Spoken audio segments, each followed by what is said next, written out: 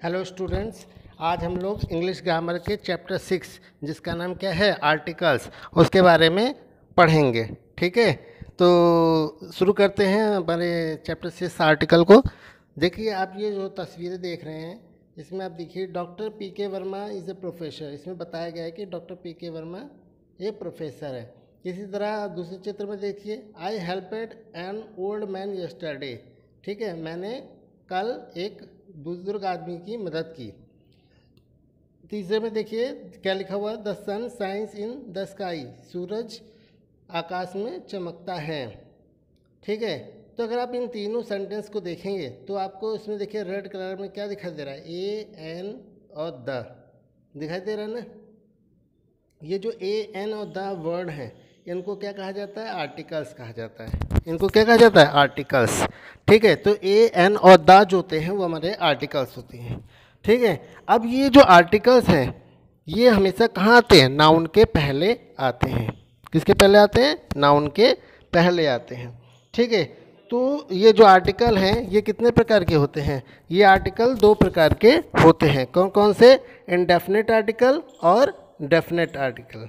ये आर्टिकल कितने प्रकार के होते हैं, दो प्रकार के, एक इंडेफिनिट आर्टिकल और एक डेफिनेट आर्टिकल। ठीक है, ठीक है, तो इनडेफिनेट आर्टिकल जो है उनके लिए लगाया जाता है, उन नाउन्स के लिए लगाया जाता है जिनको हम पहचानते नहीं हैं या हम जिनसे पहली बार जो है परिचित होते हैं।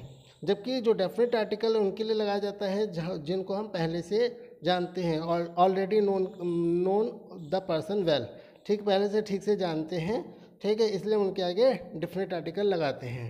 तो ए इनडेफिनेट आर्टिकल में कौन आते हैं, ए और एन आते हैं, और डेफिनेट आर्टिकल में कौन आता है, द आता है।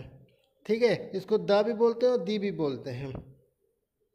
ठीक है, तो आइए देखते हैं कि ये जो डेफिनेट आर्टिकल है ए एन और जो इनडेफिनेट आर्टिकल है ए एन और डेफिनेट आर्टिकल है द, वो कहाँ और कैसे लगाते हैं। ठीक है, तो यहाँ देखिए पहला रूल दिया गया है, A is used before singular countable noun which begins with a consonants and also gives sound of consonants. ठीक है, ए का इस्तेमाल जो होता है वो किसके पहले किया जाता है, ए का इस्तेमाल काउंटेबल नाउन, काउंटेबल मतलब जिनको हम गिन सकें, और काउंटेबल में भी जिनको गिन सके वो भी कैसे, सिंगुलर, यानी ए का इस्तेमाल सिंगुलर काउंटेबल नाउन के पहले किया जाता है।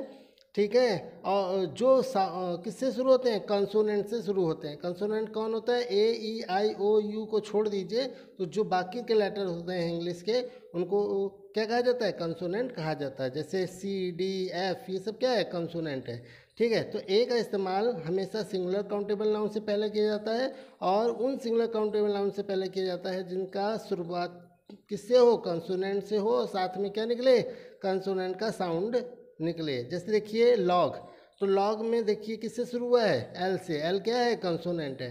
ठीक है, और ये लॉग क्या है, एक सिंगल काउंटेबल नाउन है, इसके पहले मैंने क्या लगाया, ए लगाया। इसी तरह गर्ल देखिए, गर्ल के इससे शुरू हुआ है, जी से। जी क्या है, कंसोनेंट है, और साउंड भी किसका दे रहा है, ग का साउंड दे रहा है। ग क्या है, व्यंजन है, यानी कंसोनेंट है। ठीक है, तो कंसोनेंट से शुरू हो रहा है, कंसोनेंट का साउंड दे रहा है, और साथ में सिंगुलर काउंटेबल नाउन है, इसलिए मैंने गर्ल के पहले क्या लगाया, ए लगाया। ठीक है, अब आइए देखते हैं दूसरे रूल्स को। दूसरा रूल क्या है हमारा, दूसरा रूल कहता है कि an is used before a singular countable noun which begins with a vowel and also give sound of a vowel.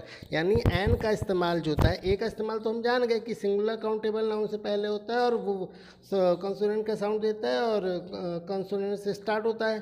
ठीक है, लेकिन एन जो होता है वो भी सिंगुलर काउंटेबल नाउन के पहले लगता है, दोनों ही लगते हैं, यानी ए भी लगता है एन भी लगता है, लेकिन ए जो है वो कंसोनेंट के साउंड के वाले वर्ड के साथ लगता है, जबकि जो एन होता है वो ऐसे सिंगुलर काउंटेबल नाउन के साथ लगता है जो वॉवेल से शुरू हो, यानी ए ई आई ओ यू से शुरू हो, और साथ में क्या देते हैं, वॉवेल का साउंड भी देते हैं। जैसे अब एग्जांपल देख लो, आउल, आउल देखो क्या है, एक सिंगुलर काउंटेबल नाउन है, किससे स्टार्ट हुआ है, वॉवेल से, यानी ओ से। ठीक है, और साथ में साउंड किसका दे रहा है, आउल। ठीक है, ओ का साउंड दे रहा है, तो इसलिए ये क्या है, ये सिंगुलर, इसके साथ हम क्या लगाएंगे, एन लगाएंगे। ठीक है, ए और एन में आप समझ गए होंगे किसके साथ ए लगाते हैं और किसके साथ एन लगाते हैं। ए और एन का मीनिंग एक ही होता है, एक, ठीक है, लेकिन ए जो होते हैं वो ऐसे सिंगुलर काउंटेबल नाउन के साथ लगाते हैं जो कंसोनेंट से शुरू हो, कंसोनेंट का साउंड दे, जबकि एन ऐसे सिंगुलर काउंटेबल नाउन के पहले लगाया जाता है जो वॉवेल का साउंड दे और वॉवेल से शुरू हो। समझ में आ गया ना दोनों का मतलब। आप एक एग्जाम्पल देख लेते हैं, रूल नंबर 3 देख लेते हैं, ठीक है। जैसे एक चीज़ याद रखना है, अगर कोई वर्ड जो है वो कंसोनेंट से स्टार्ट हो, ठीक है, कंसोनेंट से स्टार्ट हो, लेकिन वो साउंड किसका दे रहा हो, वॉवेल का साउंड दे रहा हो, तो वहाँ पर ए बिल्कुल मत लगाइएगा, क्या लगाइएगा, एन लगाइएगा।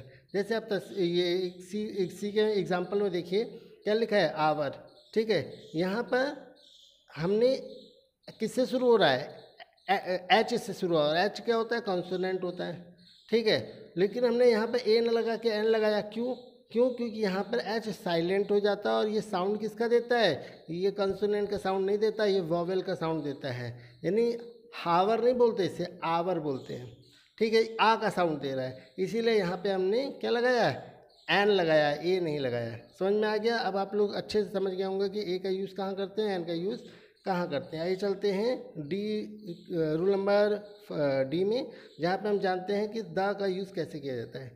देखिए, the is used when we specify to specify noun, ठीक है। द का इस्तेमाल तब किया जाता है जब हमें पता हो कि उस स्पेसिफाई नाउन, जब उस नाउन, ये वो नाउन क्या हो, विशेष हो और उसे पहले से जानते हो, तो वहाँ पे हम द का यूज़ करते हैं, ठीक है। इसके अलावा जो द है, रूल नंबर ई में, the is used when the noun is the name of only one thing of kind. The का इस्तेमाल जब किया जाता है जब कोई चीज़ वो यूनिक हो, अकेली हो, मतलब उसके जैसा कोई दूसरा ना हो, तो उसके आगे भी हम दा का इस्तेमाल करते हैं। जैसे ताजमहल, ताजमहल जैसी दूसरी कोई इमारत है नहीं है। अर्थ, पृथ्वी जैसा कोई यूनिक प्लैनेट है जहाँ पे केवल जीवन और किसी प्लैनेट पे जीवन नहीं है। तो जो यूनिक होता है, वन थिंग ऑफ काइंड, अपने प्रकार में एक अकेला चीज़ होता है, वहाँ पे हम दा का इस्तेमाल करते हैं। उसके बाद इसके अलावा दा का इस्तेमाल हम लोग सुपरलेटिव डिग्री, एडजेक्टिव के सुपरलेटिव डिग्री में करते हैं, जैसे बेस्ट, वाइजेस्ट, ठीक है, इनके पहले किया जाता है। उसके बाद जो आपका द है, उसका इस्तेमाल जो है हम लोग नदियों के नाम के पहले, समुद्र के नाम से पहले, किताबों के नाम से पहले, फेमस बिल्डिंग्स के नाम से पहले भी हम द लगाते हैं। जैसे the Gita, the Bible, the Himalaya. यहाँ देखो गीता क्या है, एक बुक का नाम है, तो हमने द लगाया। बाइबल एक बुक का नाम है, द लगाया। ये हिमालय एक जो है वो माउंटेन रेंज है, ठीक है, उसके पहले हमने द लगाया। तो इस तरह से आज हम लोगों ने आर्टिकल के बारे में पढ़ा कि आर्टिकल क्या होते हैं। ए एन द को आर्टिकल कहते हैं, ए एन को जो है इंडेफिनिट आर्टिकल और द को डेफिनिट आर्टिकल कहते हैं। ए एन कहाँ यूज़ होता है और द कहाँ यूज़ होता है, इसके बारे में पढ़ा। अब आप लोग घर पे से अच्छे से पढ़िएगा और इसकी एक्सरसाइज करने का प्रयास कीजिएगा। धन्यवाद।